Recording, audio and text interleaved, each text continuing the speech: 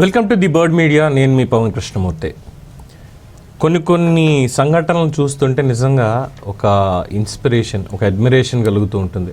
అది మన దగ్గరే జరగక్కర్లేదు, బయట కూడా జరుగుతుంటాయి, బయట దేశాల్లో. ముఖ్యంగా ఉక్రెయిన్ చూస్తున్నప్పుడల్లా, అంటే గతంలో ఉండేటువంటి రాజులు, చక్రవర్తులు, వాళ్ళ దగ్గర ఉండే సర్వసైన్యాధ్యక్షులు ఉంటారు చూసారా, యుద్ధ తంత్రాలను ఎక్కువగా అమలు చేసేటువంటి వాళ్ళు.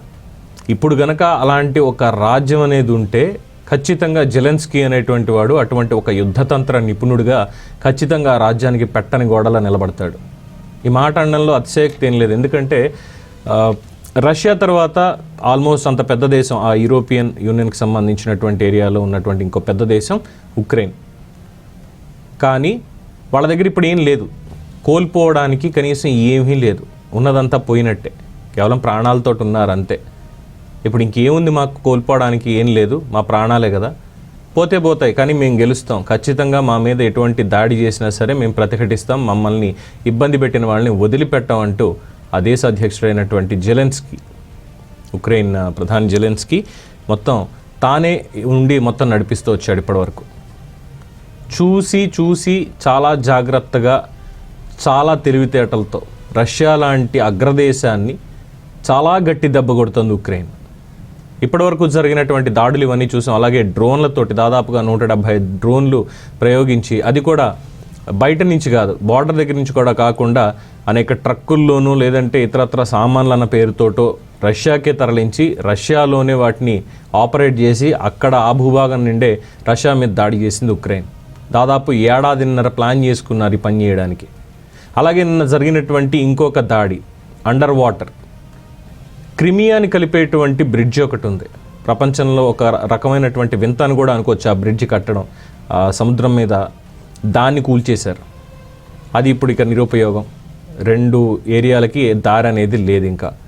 సో ఈ విధంగా చూస్తూ, అలాగే వాళ్ళ ఎయిర్ బేస్ల మీద, రష్యన్ ఎయిర్ బేస్ల మీద కూడా డ్రోన్లతోటి దాడి చేసి దాంట్లో దాదాపుగా స్ట్రాటజిక్ బాంబర్లు, A-50 సర్వైలెన్స్ విమానాలు, వీటన్నింటినీ కూడా కూల్చేశారు, పనిచేయనివ్వకుండా. ఇంకా సో రష్యా తలపట్టుకోవాల్సి వస్తుంది.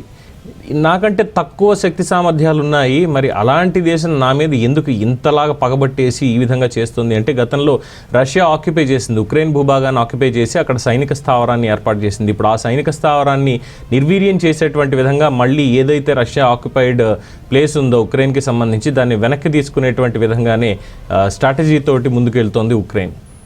జెలెన్స్కీ చూసాం, గతంలో ట్రంప్ కూడా వచ్చి నేను మాట్లాడతాను ఇద్దరితోటి అని చెప్పి ఇద్దరి మీద అసహనం వ్యక్తం చేశాడు. అటు రష్యా పుతిన్ మీద వ్యక్తం చేశాడు, ఇటు జెలెన్స్కీ మీద కూడా వ్యక్తం చేశాడు. యుద్ధం ఆపరా మీరు, అసలు ఏంటి గోలా అని చెప్పి.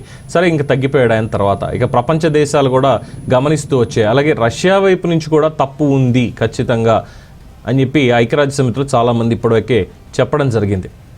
సో భారతదేశం అయితే తటస్థంగా ఉండి ఇది వాళ్ళిద్దరి మధ్యలో ఏదో ఉగ్రవాద దాడులు చేశారు ఇంకోటి అన్న సమస్య కాదు, రష్యా వచ్చి తమ భూభాగాన్ని ఎందుకు ఆక్యుపై చేయాలి, మాకు సంబంధించిన దాన్ని ఏ విధంగా వాళ్ళు కొలగొడతారు అంటూ వాళ్ళ ఆత్మగౌరవం కోసం ఉక్రెయిన్ పోరాడుతుంది. రష్యా చెప్పేది ఏంటంటే, ఉక్రెయిన్ వాళ్ళ దగ్గర ఉన్నటువంటి అటామిక్ పవర్ ఏదైతే ఉందో, ఆటమ్ బాంబ్స్ ఏవైతే ఉన్నాయో వాటిని శత్రు దేశాలకు ఇస్తున్నారు, రష్యా శత్రు దేశాలకి వాటిని సరఫరా చేస్తున్నారు, అందుకని చెప్పే మేము వాళ్ళ మీద దాడి చేయాల్సి వస్తుంది, లేదంటే 3వ ప్రపంచ యుద్ధం ముందు ఖచ్చితంగా వాళ్ళ వల్లే వస్తుంది అంటూ రష్యా చేస్తున్నటువంటి ఆరోపణలు. అలాగే ఆధిపత్య ధోరణి,